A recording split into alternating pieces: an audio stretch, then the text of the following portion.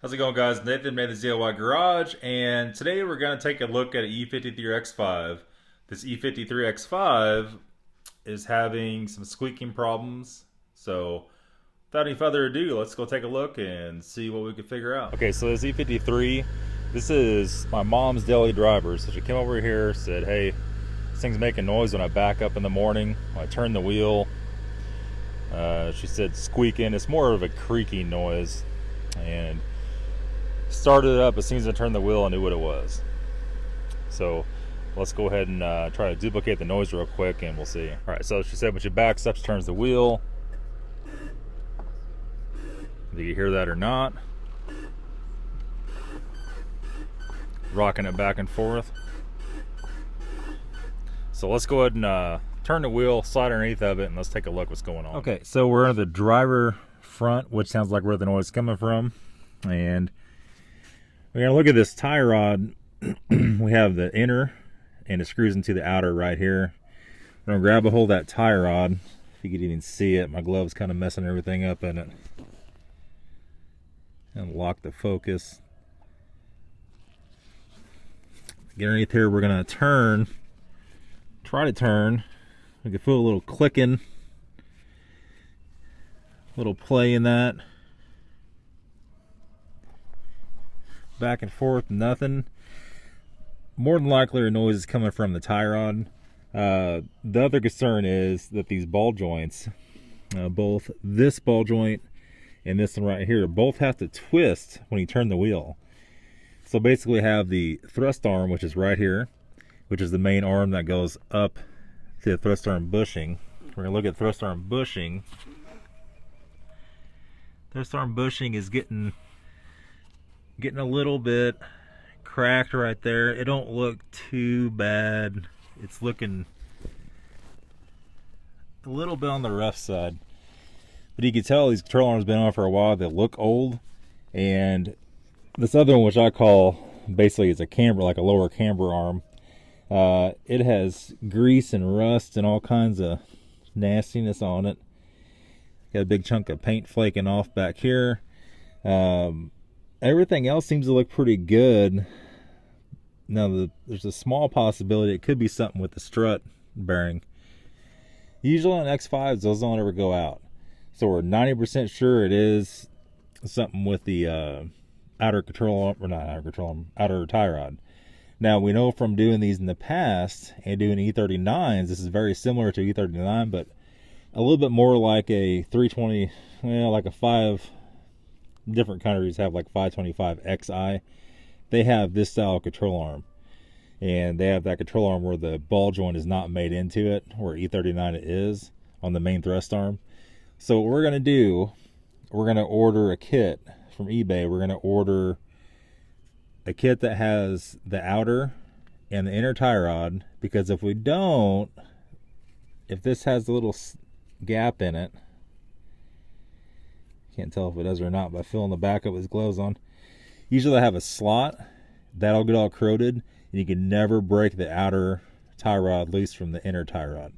So what we like to do to eliminate any hassle is buy them both. That way all you have to do is slide the whole piece in. You don't ever have to separate that. Once you verify your new stuff is right, you can just cut that so you get the boot off. If your kit doesn't come with new boots, a lot of them do nowadays. We're gonna get a whole new thrust arm. Camera, what are you doing? A whole new thrust arm. Have a pre-pressed bushing in it. You could buy aftermarket urethane bushings and all kinds of crazy stuff for this, but for this purposes, you know, we're just gonna do a standard one, and it'll come with a separate ball joint for this guy. And then it'll come with this new control arm down here. It'll also come with, I'm playing with the focus here, try to make it stay focused. It also come with the sway bar end link kit, because this one feels pretty good, but you know, we don't want to replace one part and have other issues constantly going on. It's better on all these BMWs to do the whole complete kit. Now we already have done the rear control arms on this, so we already know that's good. You know, that fixed our tire wear problem. Another thing to look at too or your tire is wearing. This one's wearing slightly on the outer edge, which for X5 it's still heavy and top heavy. That's pretty normal. This one is not wearing on the inside edge. Let's go look at the other side. Other side, wearing a little bit on the outside edge. Inside edge is good. Probably time to rotate these tires. They probably have well over 5,000 miles on them at this point. They're probably closer to 10,000 miles. So yeah. And just looking at the passenger side here, it's kind of all the same way. This side's all greasy from when we did the valve cover. Before we did the valve cover gasket, it was all oozing out. We're just gonna grab that tire rod. I can't really get any play out of it. I don't really see the boots and everything look all right. Let's stick this pry bar in. We'll brighten up here. Come on.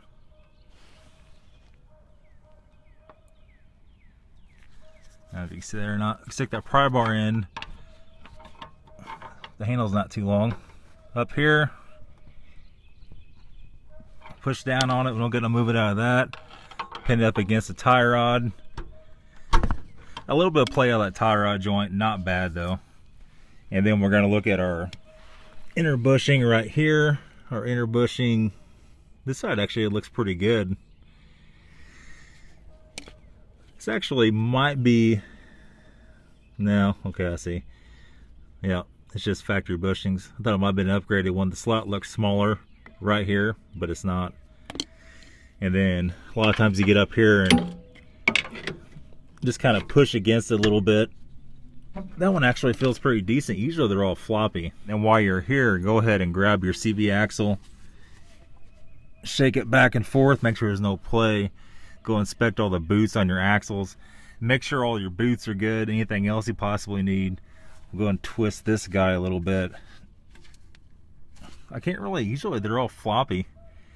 But test them right, you probably gotta jack the car up a little bit. Judging by the creaking and cracking noises, and this thing's starting to get the rattle, the famous rattle when you hit bumps. And that's usually this bushing right here. We can't see the top from this angle.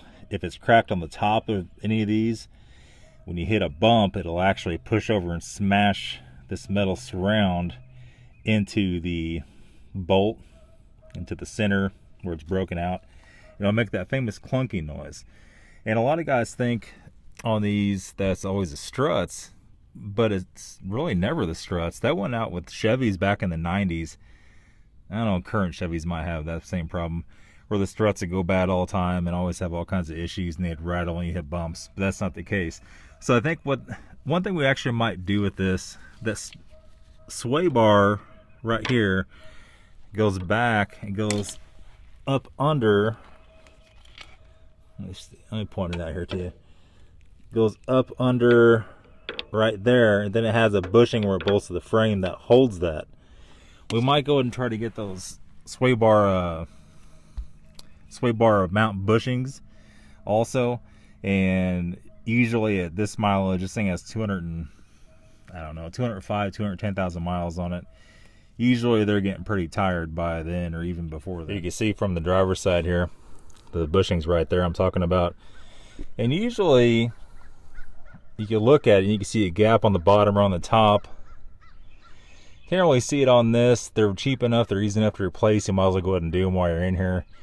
Anything else you can find wrong will save you in the long run. That's pretty much it. It's hard to see out of that car without having it jacked up, or up on a lift, especially with this camera. It doesn't zoom out very far. So that's pretty much how you check all your stuff. You're looking for any play. If it's gone more than 100,000 miles, those have not been done, it's probably time to do it.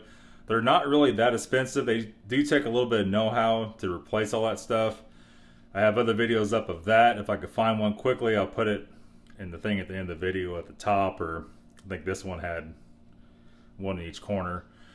And basically it's about 130 bucks for an X5. It's about 112 bucks for E39, and it's about 120 bucks for E46 for all the stuff that you need. So we're gonna go ahead and do inner and outer tie rods. We're not gonna monkey around with that crap ever again. We've been on the road before. You just have to have inner and outers to do this job. If not, you're screwing yourself. You're gonna have a bunch of time in it. And when you go take it aligned, if those are froze together, they're not gonna be able to align it. which we don't take stuff to get aligned. We just string line it anyway, and it's always fun. It never wears tires. That one's string lined right now, and tires aren't wear on it at all. So that's it, guys. That's all for today's video. Hopefully this will give you guys a little bit of insight. There will be a video to come of the actual replacement of those control arms, sway bar links, and tie rods. That's it. Thanks for watching. Almost forgot to tell you guys, also check out the links in the description for this video. We partner with Amazon. We are putting links, I am putting links to the parts in the video. So for instance, this video is about control arms. I'll go through and manually sort Amazon ads. I'll attach that to the links in the description. So you guys are getting the best price that I could find on the control arms that I would buy. And stuff related to the video. Thanks, guys. See you later.